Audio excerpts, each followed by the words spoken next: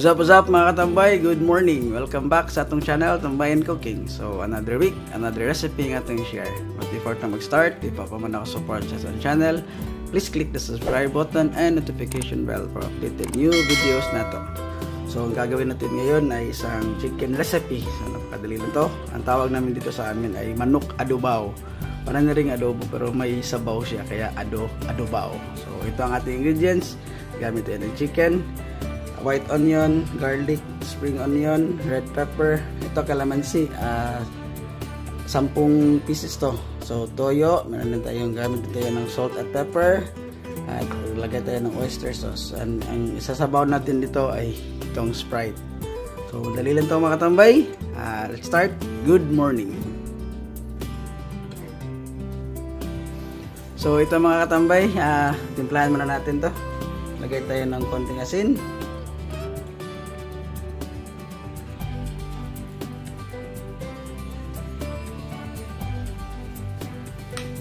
Ito, black pepper. Ito yung ating calamansi.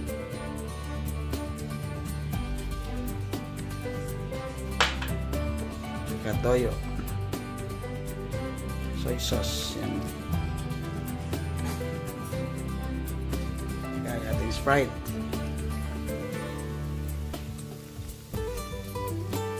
Yan. So, mix natin lang. So pabayaan lang natin dito mga 20 minutes siguro para mas manuot yung lasa niya. Then start natin itong lutuin. So takpan lang yan. Ayos. So ito na mga katambay, nagpainit na tayo ng mantika. Konting mantika lang. Add natin yung bawang.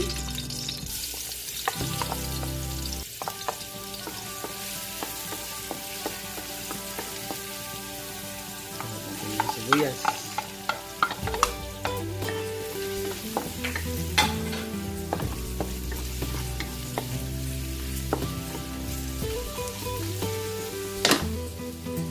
So ito natin yung manok, by batch lang natin kasi ang dami. Yung sabaw nito, minarinig natin, set aside mga natin, gagamitin natin ito mamaya.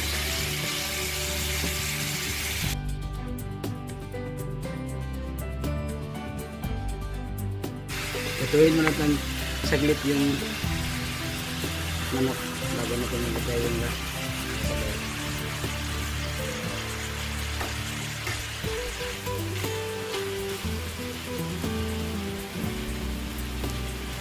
So after mga 3 minutes, balik pa rin natin.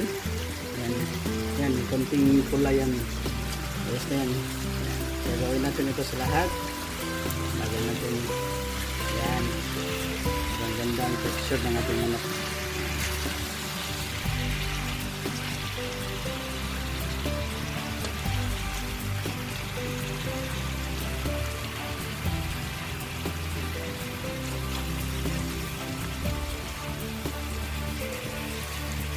Tapos,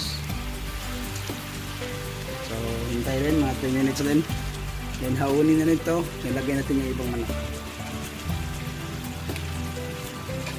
So yan, after another 3 minutes, so ito na ito, hawin na natin.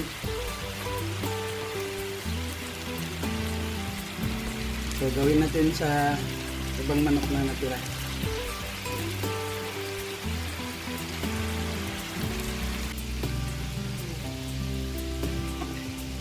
So ito yung ibang manok.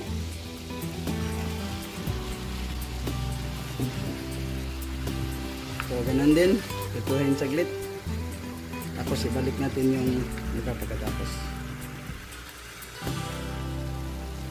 So ito na guys, binaliktad din namin to kanina. So okay na yung isang side nito. So 3 minutes na rin. So i-add na natin balik yung first batch ng chicken.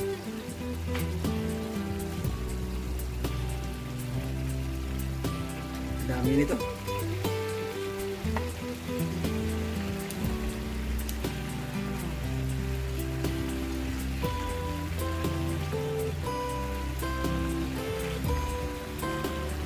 Oops. Yan. Bango. tayo ng oyster sauce. Lalong lumasa yung ating manok. Mamasita. Baka naman. Yan. Ayos. Mixin natin ng konti. Dahan lang baka madurog yung manok. So balik na natin, add na natin yung ating binabad kanina sa manok. Yan.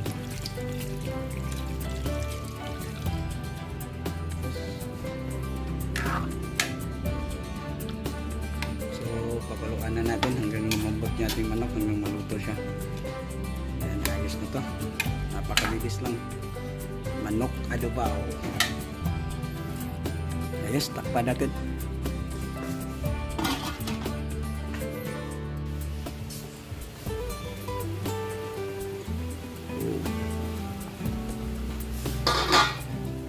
Yan, after 10 minutes. At siya nga pala, nakalimutan ko rin na linagyan ka rin ng bay leaves. Yan, tatlo. Para lalong bango yung mabango. Lasa rin. Yan. So nasa medium heat na lang tayo. So pakukuluan na natin to. I mean, lulutuin yung manok. Dali lang to. Bango. So once in a while, halo-haloin nyo rin para hindi masunog yung ilalim. Yes. So guys, after 20 minutes, so a total of 30 minutes na. Okay na to. So add na natin yung ito. Option na lang to. Pagdagdag kulay lang kasi masarap. Tingnan nyo pagkain pag colorful. Yan. Pero mabango din to. Tsaka masarap na yung red pepper. Then mag-add tayo ng slurry ng cornstarch at saka tubig. Ito, para pampalapot sa sabaw. Konti lang. Oops.